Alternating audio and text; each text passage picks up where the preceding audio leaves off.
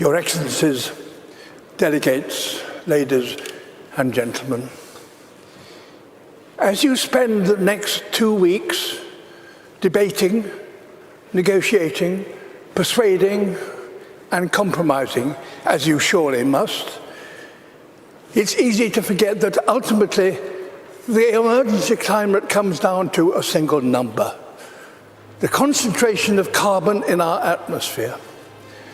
The measure that greatly determines global temperature. And the changes in that one number is the clearest way to chart our own story, for it defines our relationship with our world. For much of humanity's ancient history, that number bounced wildly between 180 and 300. And so too did global temperatures. It was a brutal and unpredictable world. At times, our ancestors existed only in tiny numbers. But just over 10,000 years ago, that number suddenly stabilized, and with it, Earth's climate. We found ourselves in an unusually benign period, with predictable seasons and reliable weather.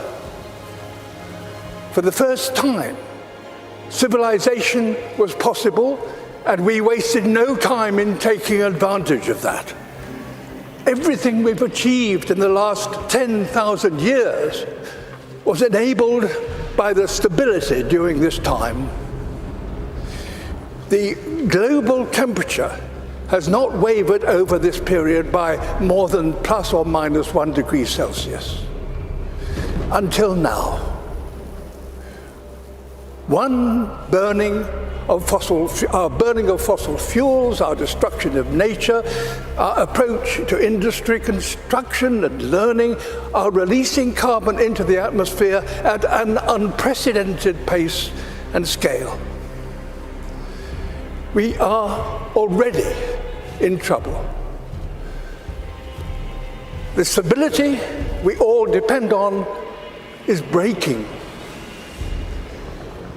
This story is one of inequality as well as instability. Today, those who've done the least to cause this problem are being the hardest hit. Ultimately, all of us will feel the impact, some of which are now unavoidable.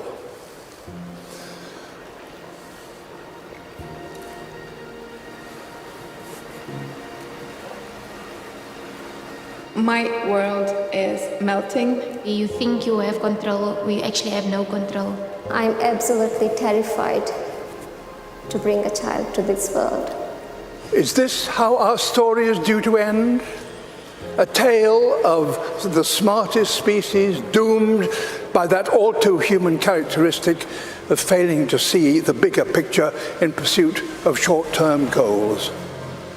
Perhaps the fact that the people most affected by climate change are no longer some imagined future generation, but young people alive today.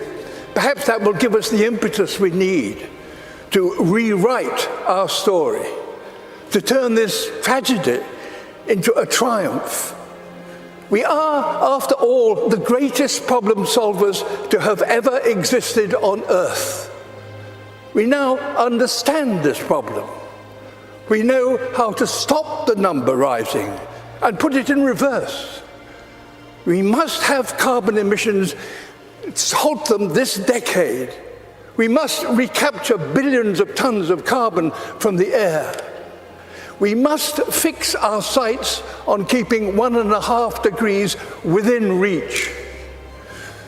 A new industrial revolution powered by millions of sustainable innovations is essential and is indeed already beginning.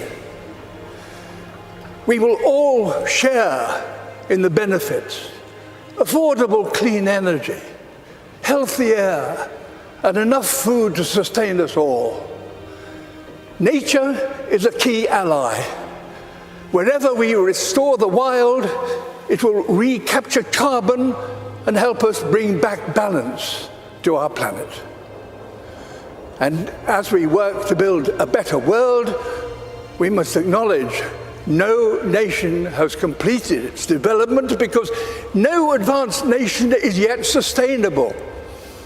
All have a journey still to compete, so that all nations have a good standard of living and a modest footprint.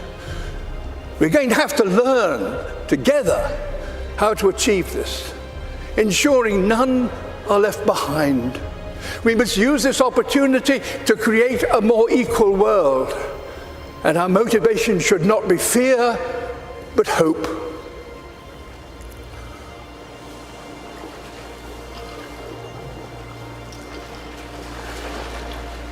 Can we fix climate problem in one generation? My answer would be yes, we have to. We need to not just to talk about what we can do, but to do what we can. This is a challenge that we should try to solve in a quick way with a long-term vision. It comes down to this: the people alive now or the generation to come will look at this conference and consider one thing. Did that number stop rising and start to drop as a result of commitments made here? There's every reason to believe that the answer can be yes. If working apart, we are force powerful enough to destabilize our planet, surely working together, we are powerful enough to save it. In my lifetime, I've witnessed a terrible decline. In yours, you could and should witness a wonderful recovery. That desperate hope, ladies and gentlemen, delegates, excellencies, is why the world is looking to you and why you are here. Thank you.